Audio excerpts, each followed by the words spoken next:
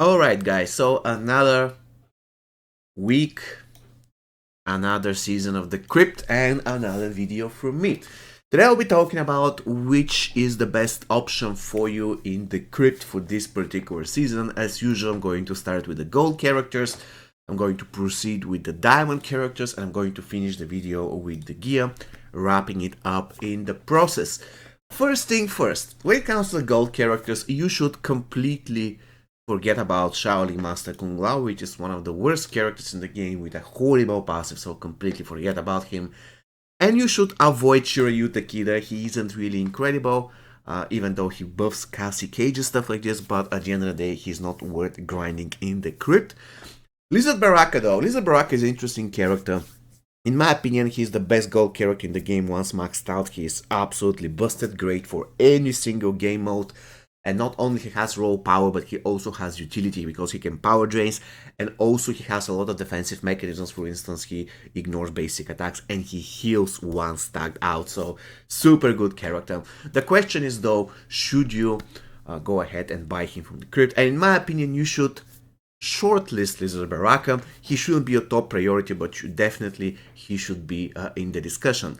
You should definitely avoid Reg Davora, she isn't great at all. You should definitely avoid Classic Jax Briggs, which is unfortunate because Classic Jax Briggs suffers from one illness, and this illness is called his passive.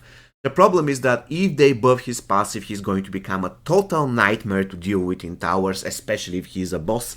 So I believe that his passive should be either reworked or there must be an other part added to his passive. So his passive as it is now stays, but they should add something on top of it. Because I don't want his passive to get buffed, for instance, instead of 20%, they buff it to 60%. If they do that, it's going to be a total nightmare to deal with that character. So unfortunately, he is in a bad spot. Apart from his bad passive, I would say he isn't really horrible.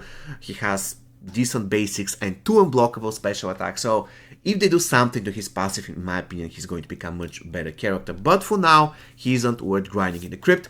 MK11 Reain is a character that you should shortlist if you don't have at all. So if you don't have MK11 Reain, I reckon he's worth unlocking so that he can give you, let's say, passive healing in crypt and in survival mode. So definitely this guy has a lot of uses.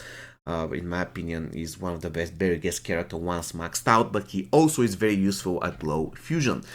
When it comes to the equipment, you should avoid the Storm Hat, it isn't really incredible. However, if you can spare 600, I believe it's kind of okay. So once again, if you cannot spare 600, don't worry about it, but if you can, then getting an extra fusion is okay, just because the Storm Hat gives power generation at level 10, or let's say Fusion X, and this is not a common trait in many other equipment pieces. The Muramasa Blade, in my opinion, is a very good equipment, so 3,400, it's not a lot, so go ahead and buy it. In my opinion, it's a very decent piece of equipment. Unfortunately, it isn't incredible at Fusion 10. I mean, the thing that you unlock at Fusion 10 is just okay, but I have to test it, by the way, against bosses. I never tested it against bosses. I don't know whether the block breaker on basic attacks do additional 1% max health on bosses, but still, generally speaking, you should go ahead and buy the Muramasa Blades. And the Torturer, again, another thing that you should go ahead and buy. The buff supplies on an opponent are 10% more powerful. This applies to Bleed, Fire, Poison, Blind, Weaken, Curse, Shield Break, Vampire, Power Drain, and Power Steal. 30% chance to apply Fire, Bleed, or Poison combo, and they're really good piece. Definitely make sure to buy it. Once again, one of the very best pieces in the game. 30% chance to apply combo ender, poison on combo ender is super useful, for instance, in any resurrection fight, regeneration fight, stuff like this. So if I have to summarize the video, you should go ahead and buy the Torturer, you should go ahead and buy the Muramasa Blade, this is going to be a top priority, and then you should shortlist or you should consider MK11 Reain or Baraka. Even if you don't have Baraka, consider the fact that at Fusion 0 he gives you 25% critical hit chance boost. If you don't have Reain, consider the fact that he can be very useful in the crypt and in survival mode if you want your characters to be healed, actually to heal faster once they're tagged out, and you Radiant on any MK11 character because they gain 400% recovery boost, which is super good. Alright guys, I hope you found this video useful. See you next time. Take care.